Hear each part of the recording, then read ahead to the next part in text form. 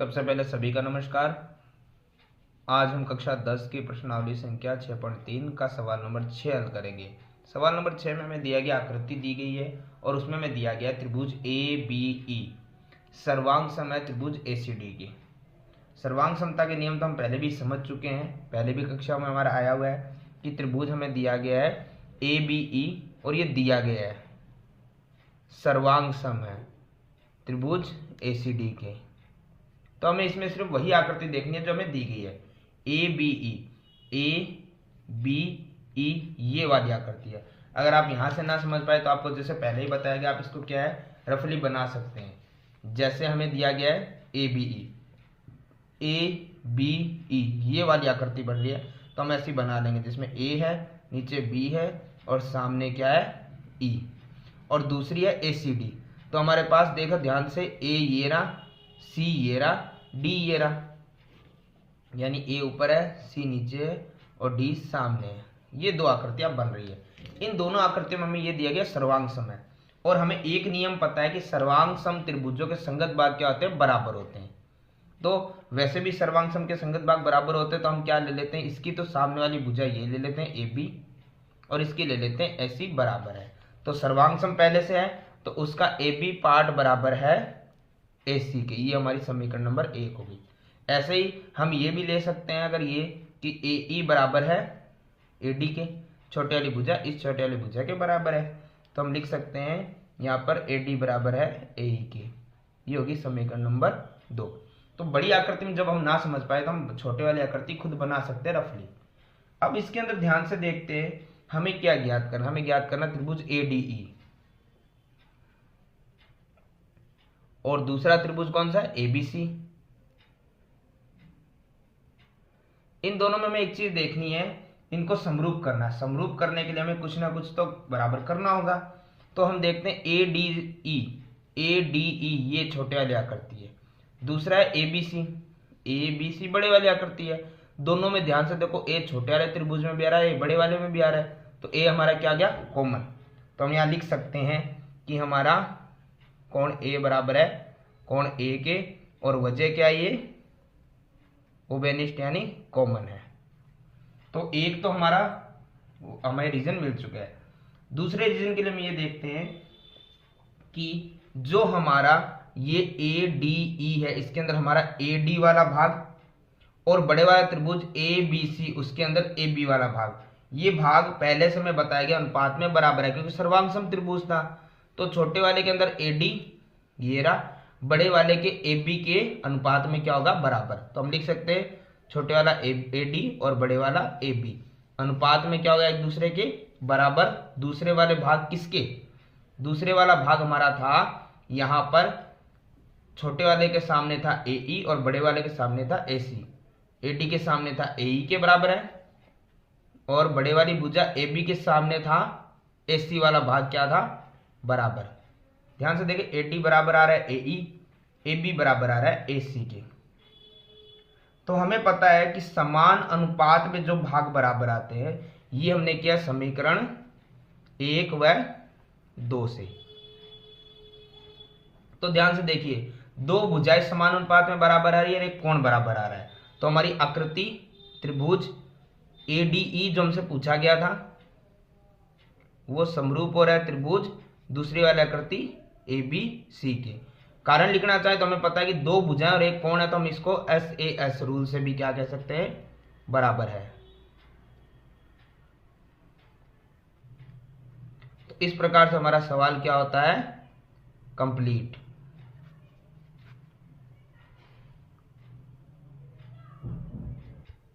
सवाल नंबर 7 हमें यहां दिया गया आकृति हमारे सामने है ABC जिसमें शीर्ष लंब AD और CE हमें दिया गया है और जो P पर काट रहा है। शीर्ष लंब का मतलब होता है 90 डिग्री का एंगल। बाकी आकृति सारी हमें दी गई है, हमें सिर्फ दिखाना है दर्शाना है यहाँ पे ऐसे दिए करना है कि एक हमारा त्रिभुज AEP A ये रहा E ये रहा P ये रहा, ये छोटे वाली आकृति ये समरूप हो CDP, ये आमने सामने वाले दो त्रिभुज है। तो हमें क्या करना है ध्यान से, अगर यहां समझ आए तो ठीक है वरना इस आकृति को हम रफली बना सकते हैं। एक हमारा त्रिभुज बन रहा है AEP जिसमें A नीचे है ई भी नीचे है और सामने क्या है, पी है, और ई पर 90 डिग्री का एंगल बन रहा है। दूसरा हम देखते हैं, सामने दूसरा कौन त्रिभुज हमारा क्या था, सी डी पी। तो सी डी और पी, इसमें डी पर 90 का एंगल बन रहा है, दिया हुआ है। इन दो त्रिभुजों को हमें लेना और सर्वांग सम करना है। तो देखिए हम क्या करते हैं, कुछ ना कुछ हमें चीजें बराबर करनी पड़ेगी। तो एक तो हमें दिख रहा है ये P जो उभयनिष्ठ आ रहा है, ये हमें पता है कि ये दोनों तरफ शीर्षाभिमुख कोण बनाएगा दोनों आकृतियों में, AEP में यहाँ पर और CDP में यहाँ पर, ये एंगल क्या रहेगा, शीर्षाभिमुख बराबर। तो हम इसको लिख सकते हैं यहाँ पर कि सॉल्यूशन में कि एक तो हमारा गया एंगल हो गया हमारा यहाँ पर APE, ये वाला एंगल APE बराबर है इसमें CPD डी के, कारण क्या है, ये हमारा शीर्षाभिमुख कोण है, और शीर्षाभिमुख कोण हमेशा क्या होते हैं, बराबर। ये पहली कक्षा में हमने पढ़ा हुआ है। अब देखो ध्यान से, AEP में ये E पर 90 डिग्री का एंगल बन रहा है, अगर उधर 90 है तो ये दोनों तरफ 90 ही रहता है। तो हम यहाँ लिख सकते हैं कि AEP, दूसरे में CDP में देखो D पर 90 का एंगल बन रहा है, तो हम लिख सकते हैं CDP में कितने का एंगल बन रहा है, 90 डिग्री का समकोण त्रिभुज है, राइट एंगल है। तो हमें पता है कि जब दो कोण बराबर हो तो हम ए नियम से क्या कर सकते हैं, हमारी जो आकृति है त्रिभुज AEP वो समरूप सिद्ध कर देंगे CDP के। तो इस तरीके से हमारा इस आकृति का पहला सवाल तो होता है कंप्लीट। अब इसी में हमारा दूसरा सवाल, दूसरे में हमें दिया हुआ ABD, तो हमें ध्यान से देखना ABD ये वाली आकृति लेनी है। इसको हम रफली बना सकते हैं कि हमारे पास यहाँ पे नीचे A है, उधर कोने पे B है और ऊपर आ रहा है D, और D पे एंगल है 90 डिग्री का। ऐसे ही दूसरी आकृति है CBE, तो देखो ध्यान से C सबसे ऊपर है, B इस तरफ है और E इधर है। इसमें हम लिख सकते हैं C ऊपर है, B कॉर्नर पर है और E हमारा इधर है और E पर राइट एंगल बन रहा है। ये दो त्रिभुज हमारे पास है, हमने सिर्फ नाम से बनाए, रफली आप बना सकते हो। मुझे लगता है ऐसे रफली बनाने से थोड़ा आसान हो जाएगा आपको समझने में। तीन चीजें या दो चीजें, कोण बराबर हो तो दो, वरना तीन चीजें हमें बराबर करनी है। तो हम क्या लिखेंगे, सबसे पहले कि इस वाली आकृति में हम देखते हैं कि यहाँ पर इसमें D पर और इसमें E पर क्या है, 90 डिग्री की एंगल है। तो देख लो आप ADB लिख सकते हैं, कोण ADB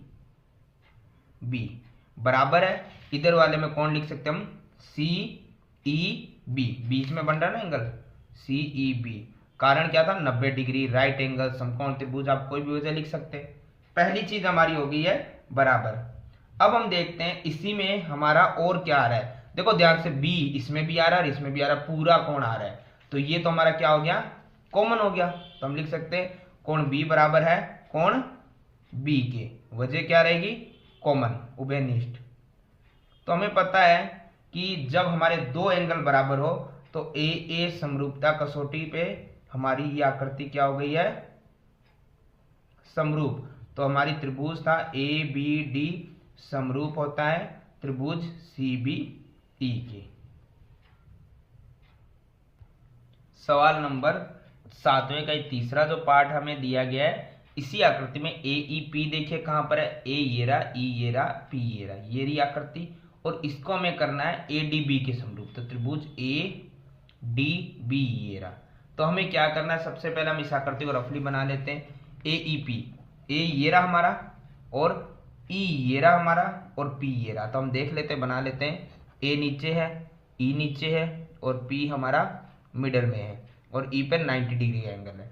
दूसरा ADB, फिर से A तो नीचे ही है, D थोड़ा ऊपर है और D पे 90 डिग्री का एंगल है और D से नीचे आता हुआ BB है। तो देखो AEP और ADB दोनों एंगल हमारे, दोनों त्रिभुज हमारे पास है। इसमें हमें फिर कुछ बराबर करना होगा, तो एक तो हमें दिख रहा है E और D, तो हम लिख देंगे यहाँ पर कि एक तो हमारा एंगल हो गया AEP बराबर हो रहा है दूसरे वाले ADB के, कारण हमारा क्या रहेगा, 90 डिग्री समकोण। दूसरे हम देखते हैं इसके अंदर और क्या हमारा दिख सकता है जो हमारे दोनों के अंदर बराबर आए। तो ये देखो ए एंगल दोनों के अंदर आ रहा है पूरा, तो हम लिख सकते हैं एंगल ए बराबर है एंगल ए के, कारण कॉमन है। तो वजह हमारी क्या रही, ए ए समरूपता कसौटी। तो हमें पता है कि जब दो एंगल बराबर होते हैं तो हमारी त्रिभुजाकार आकृति ए पी समरूप होगी ए डी बी की। और इसी प्रकार हमारा क्वेश्चन नंबर 4 इसी का देख लेते हैं हम। त्रिभुज पीडीसी, इसमें हम देखते हैं पी ये रहा, डी ये रहा, सी ये रहा, सबसे ऊपर जो छोटा सा त्रिभुज है। बनाना चाहे रफली बना सकते हैं। पी बीच में था, ऊपर डी जिसपे 90 डिग्री एंगल बन रहा है, और सबसे ऊपर सी। तो कुछ ऐसी आकृति बन रही है पीडीसी। उसी के साथ हम देखें तो हमारा दूसरी आकृति है बीईसी। अब इसमें ध्यान से देखते हैं, बी हमारा नीचे ये रहा, ई ये रहा साइड में, और सी सबसे ऊपर है ये रहा। तो हम बना सकते हैं कि बी नीचे है, सी सबसे ऊपर है, और यहाँ पर है ई जो 90 डिग्री का एंगल भी बना रहा है। तो इन दोनों आकृतियों में क्या देखना है, देखो दोनों के अंदर ई और डी 90 डिग्री का एंगल आ रहा है। नाम लिखने के लिए हम ये लिख सकते हैं यहाँ पर कि एक हमारा हो गया पीडीसी, क्योंकि बीच में 90 डिग्री का एंगल आ रहा है डी पर। और इसमें हम लिख सकते हैं हमारा बीई सी या सी भी कुछ भी लिख सकते हैं। और ये रहा हमारा 90 डिग्री का एंगल। दूसरा हम देखें तो इसमें भी सी आ रहा है, इसमें भी सी आ रहा है, तो ये हमारा क्या हो गया, कॉमन यानी उभयनिष्ठ। तो ये सवाल जितना बड़ा था उतना ही क्या है, आसान। तो दो चीजें बराबर हो गई है, ए ए समरूपता कसौटी से हमारी ये आकृति क्या हो गई है, समरूप। तो आकृति थी हमारी त्रिभुज पीडीसी, समरूप है त्रिभुज बीसी के। तो ये सवाल हमारे हो गए हैं इति सिद्धम कंप्लीट।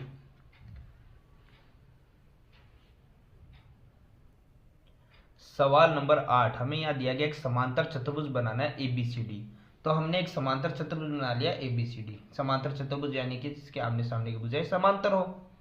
उसमें ये कह रहा है कि हमें जो भुजा एडी है, जो एडी भुजा है, इससे हमें क्या करना है, थोड़ा बढ़ाना आगे।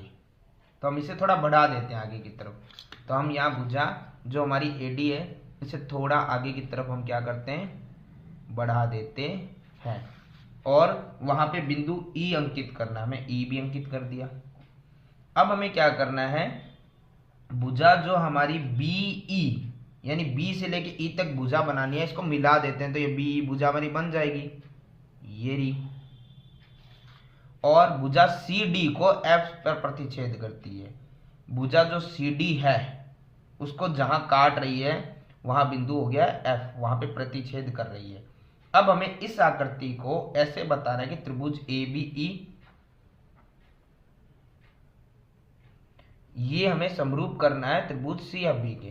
तो हमें ये दोनों त्रिभुज लेने पड़ेंगे तभी हम इनको समरूप कर पाएंगे। तो सबसे पहले हम देख लेते हैं ए बी का है, ए बी ई हमारा ये रहा आकृति, और सी एफ बी हमारी ये रही। इनको समरूप करने के लिए हमें सबसे पहले क्या चाहिए ये देखते हैं। तो सबसे पहले हम क्या करते हैं, जो हमारा एबीसीडी चतुर्भुज है उसे देखते हैं। एबीसीडी समांतर चतुर्भुज है, और समांतर चतुर्भुज में हमारे आमने सामने वाले कोण क्या होते हैं, बराबर।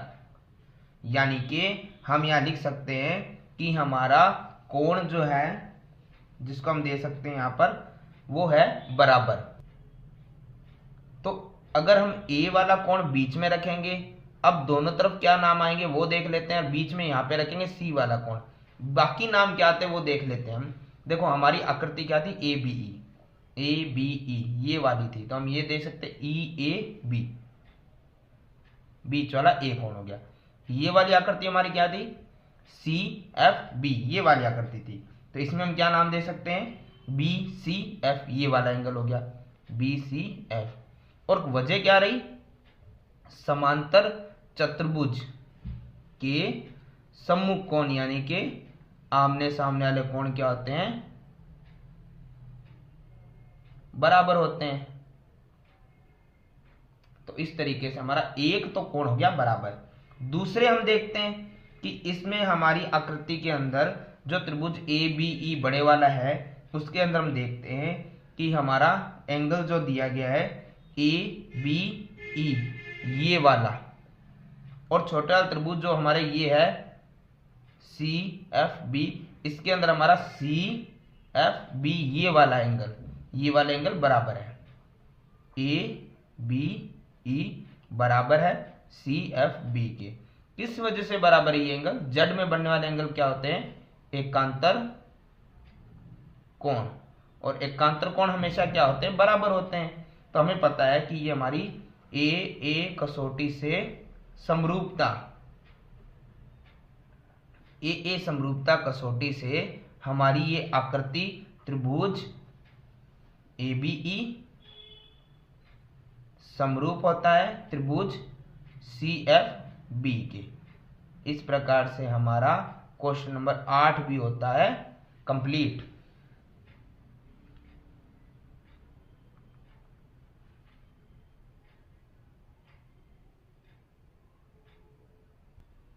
सवाल नंबर 9, आकृति हमें दी गई है, उसमें हमें यह दिया गया है कि जो ए बी सी है और ए एम पी ये दो समकोण त्रिभुज है। तो हमें यहां पर सबसे पहले देखना है आकृतियों को कि ये एम ए बी सी में बी और ए एम पी में एम बीच वाले पे एंगल बनता है। ये दोनों समकोण त्रिभुज है और इनके कोण बी और एम समकोण है। सीधा हमें करना है ए बी सी ये वाली आकृति, और एक हमारी हो गई है दूसरी वाली ए एम पी ये वाली आकृति। दोनों को हमें क्या करना है? समरूप करना है। तो हमें पता तो चल ही गया है। समरूप करने के लिए अब हमें ज्यादा कुछ नहीं देखना होता है। सबसे पहले आकृति कौन सी लेनी है वो ले लेते हैं, त्रिभुज ए बी सी, और दूसरा त्रिभुज कौन सा हमारा? ए एम पी में।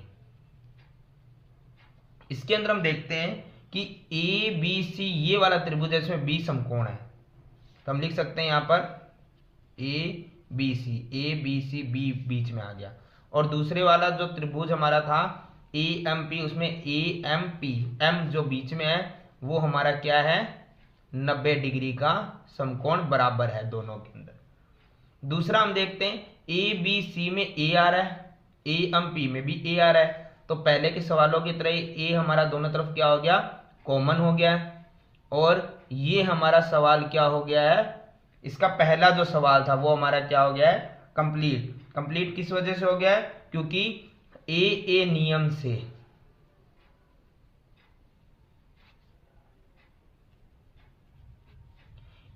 से क्या हुआ है? हमारा आकृति जो त्रिभुज ए बी सी वो समरूप हो गया त्रिभुज ए एम पी के। तो पहली चीज तो हमारी हो गई है इति सिद्धम। अब हम इसी के अंदर सवाल नंबर दूसरा देखेंगे। हमें ये भुजाएं समानुपात में बराबर करनी है। तो हमें एक चीज पता है कि हमारी, सबसे पहले हम देखते हैं सी ए कहां पर है। सी ए हमारी भुजा ये रही, सी ए ये बड़े वाली भुजा है जो त्रिभुज ए बी सी में आ रही थी। और दूसरी भुजा कौन सी हमारे पास? दूसरी भुजा आ रही है हमारी इसके बराबर में बी सी ये रही, ये हमारी इसी आकृति के अंदर बराबर है। इसके लिए हम एक प्रकार से देख भी सकते हैं, हमने जैसे अभी आकृति में हमने समरूप किया उसी आकृति को लिख लेंगे त्रिभुज ए बी सी। ये हमने सिद्ध कर दिया पहले से समरूप है। तो हम ए बी सी लेते हैं। ए बी सी हमारा ये रहा, यानी कि जिसमें नीचे ए है, बी 90 डिग्री का एंगल है और ऊपर सी है। दूसरी आकृति है ए एम पी, ए नीचे ही है, एम 90 डिग्री का एंगल है और पी हमारा इस तरफ है। दोनों आकृतियों में हमें यह देखना होगा कि सबसे पहले हमें यहाँ पर पूछा क्या गया? हमें यहाँ पे पूछा गया है सी ए, और सी ए को बराबर हम कैसे कर सकते हैं? सी ए किस में आ रहा है? सी ए हमारे इस भुजा में आ रहा है, ये रहा 90 डिग्री के सामने वाली भुजा। तो इस आकृति में 90 के सामने वाली भुजा कौन सी आ जाएगी? P A. तो ये अनुपात में बटे में क्या होगी? बराबर दूसरी भुजाओं के। तो पहले हम लिख लेते हैं सी ए बटे में क्या आ गई हमारी? P A. समरूप त्रिभुज के जो भाग होते हैं वो समानुपाती भुजाएं बराबर होती है। तो हमारा इसके अंदर क्या कौन सी भुजा आ रही थी? सी ए, और दूसरे के अंदर कौन सी आ रही थी? एपी या पी ए, कुछ भी लिख सकते हैं, बराबर है। दूसरा इसी के अंदर हम देख लेते हैं, हमें क्या पूछा गया था? बीसी भुजा। तो हमें पता है कि समरूप त्रिभुज तो है ही, उसमें भुजा BC 90 के साथ वाली भुजा शीर्ष लंब वाली भुजा, तो शीर्ष लंब वाली भुजा ही बराबर होगी। तो BC भुजा अनुपात में किसके बराबर होगी, ये हमारा हो गया है MP की। वजह हम लिख देंगे कि जो हमारे समरूप त्रिभुज होते हैं, जो कि पहले से हम कर चुके हैं, समरूप त्रिभुजों की संगत भुजाएं क्या होती है, समानुपाती होती है। और इस प्रकार से हमारा ये सवाल क्या हो गया, इति सिद्धम कंप्लीट। सवाल नंबर 10 में हमें दिया गया CD और GH क्रमशः कोण ACB और EGF के ऐसे समद्विभाजक है जो D और H क्रमशः त्रिभुज ABC और FEG की भुजाएं हैं। तो सबसे पहले हमारे पास कोई त्रिभुज है ही नहीं, तो हमें बनाना पड़ेगा। त्रिभुज हमारे पास कौन कौन से बनेगा ये समझ लेते हैं। इसने पहले ही दे दिया आपको त्रिभुज, एक तो बनेगा ABC और एक बनेगा FEG। तो हमें दो आकृतियां बनानी है।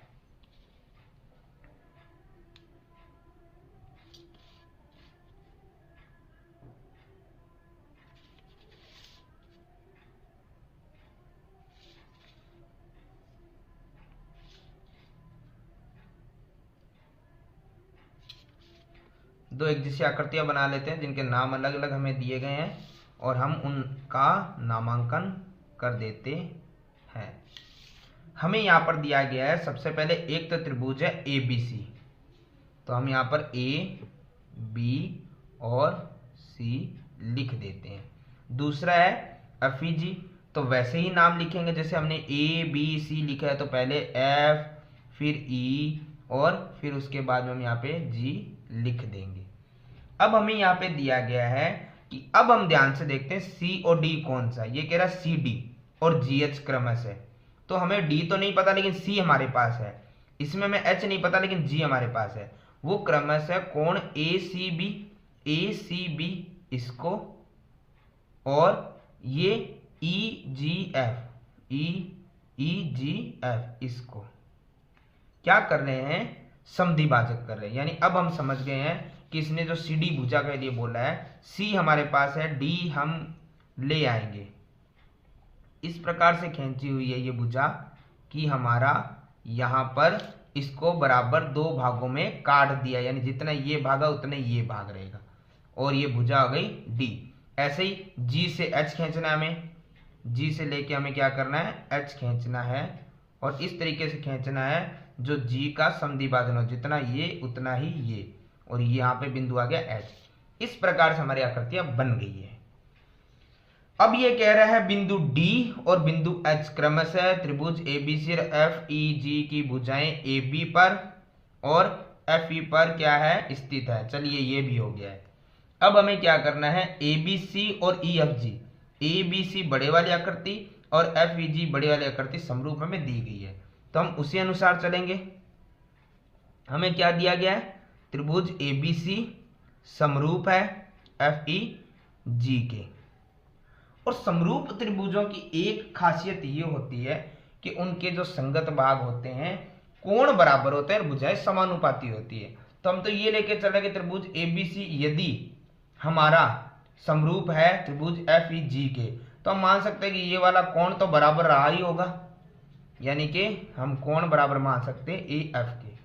मान हम सकते हैं यहाँ पे BB E के, हम मान सकते हैं इसको कि जो C कोण है वो G कोण के बराबर था, और अगर कोई भुजा बीच में से उसे समद्विभाजक करेगी तो हमारा मान सकते हैं कि मान लीजिए ये कोण 1 कोण 2 के बराबर है, कोण 3 कोण 4 के बराबर है। तो हम लिख सकते हैं कोण 1 बराबर है 2 के, 3 बराबर है 4 के। तो अब हम क्या, क्योंकि ये समद्विभाजक था,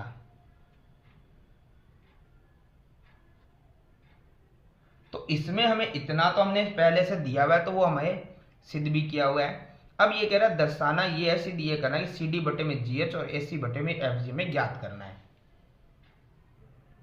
तो अब इस आकृति में हम क्या करते हैं, जो पहला सवाल दिया उसी अनुसार हम क्या करते हैं, CD भुजा हमारे पास ये रही, ऐसी भुजा हमारे पास ये रही। तो ये दोनों भुजाएं आ जाए, ऐसी आकृति हम लेंगे तो त्रिभुज हमारा एक तो हम ले सकते हैं ADC। तो मैं लिख देते हैं सॉल्यूशन में ADC। और दूसरा त्रिभुज हमारा कौन सा आ रहा है, दूसरा हमें क्या चाहिए था, यहाँ पे GH, ये रहा हमारा GH और FG।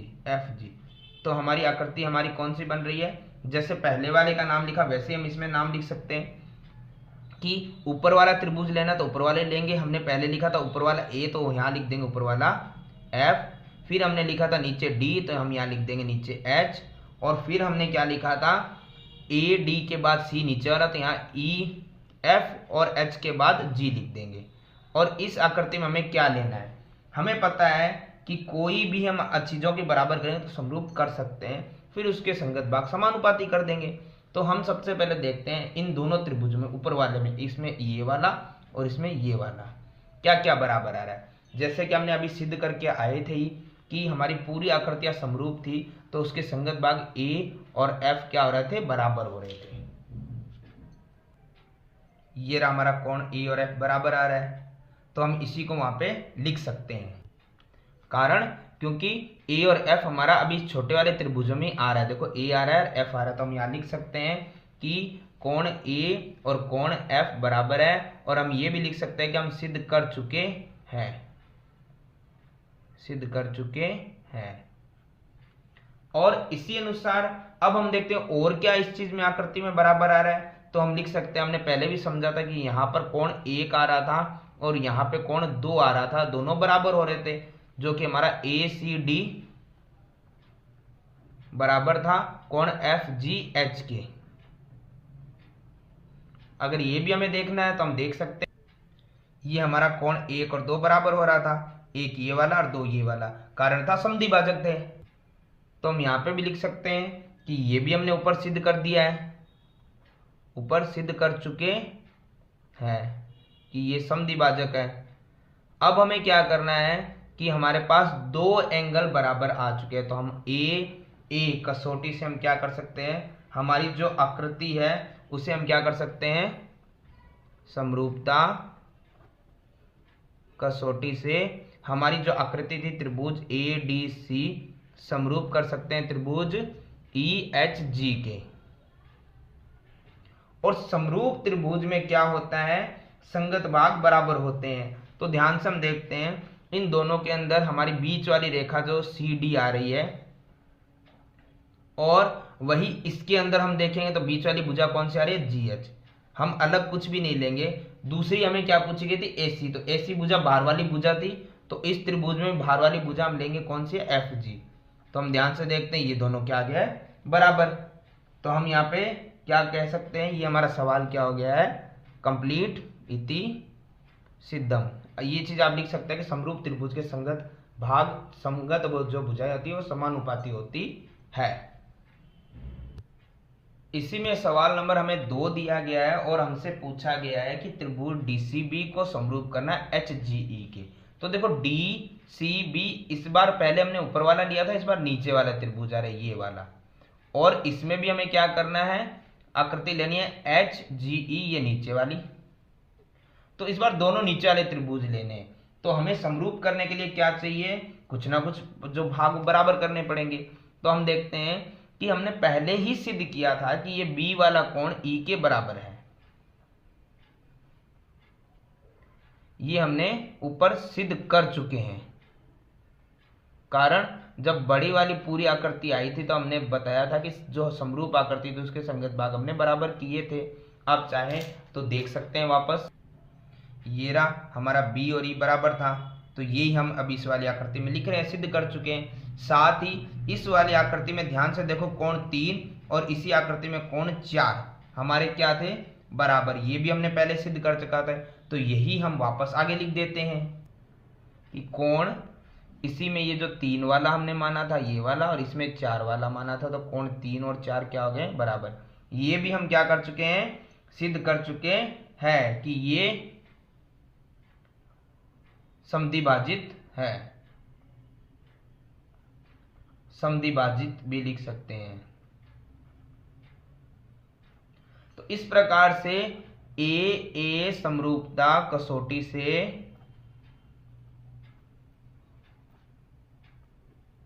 हमारी जो आकृति थी त्रिभुज DCB समरूप होता है त्रिभुज HGE के। तो इस प्रकार से हमारा क्वेश्चन नंबर 2 भी होता है इसमें कंप्लीट। अब हमें दिया गया क्वेश्चन नंबर 3। इसी के अंदर हमें दिया गया है अब तीसरा क्वेश्चन त्रिभुज DCA। तो हम देखेंगे इसमें DCA कहाँ बन रहा है, D ये रहा, C ये रहा, A ये रहा, और HGF, H ये रहा, G ये रहा और F ये रहा। ये हम पहले भी सिद्ध कर चुके हैं, लेकिन ये हमने सिद्ध किस लिए किया था, ये हमने किया था उसके संगत भागों को बराबर करने के लिए। इस बार हमें ये सिद्ध करना है, तो हम इसको लिख सकते हैं कि त्रिभुज DCA व त्रिभुज HGF में। तो ध्यान से देखो, त्रिभुज DCA के अंदर हमने पहले बताया था A आ रहा है और HGF के अंदर भी F आ रहा है। ये दोनों क्या आ रहे थे हमारे ऊपर, हम सिद्ध कर चुके थे। अगर आप चाहें तो यहाँ पे ये देख सकते हैं, देखो सेम ही चीज आ रही है, तो हम लिख सकते हैं सिद्ध कर चुके हैं। फिर उसके बाद में हमने क्या किया था, इसमें कोण 1 और इसमें कोण 2 बराबर आ रहे थे, तो हम इसमें लिख भी सकते हैं कि कोण 1 और 2 क्या आ रहे हैं, बराबर। नाम लिखना चाहे तो नाम लिख सकते हो आप, ACD ये वाला और FGH ये वाला। ये भी हम ऊपर सिद्ध कर चुके हैं। और कारण क्या था, समधि भाजित। तो इस प्रकार से हमारी ये आकृति भी किस वजह से बराबर हो गई है, कोण और कोण यानी आधार AA नियम से समरूपता कसौटी से हमारी जो आकृति थी त्रिभुज DCA समरूप हो गया है त्रिभुज HGF के। और ये हमारे सवाल 10 नंबर भी क्या हो गया है, कंप्लीट।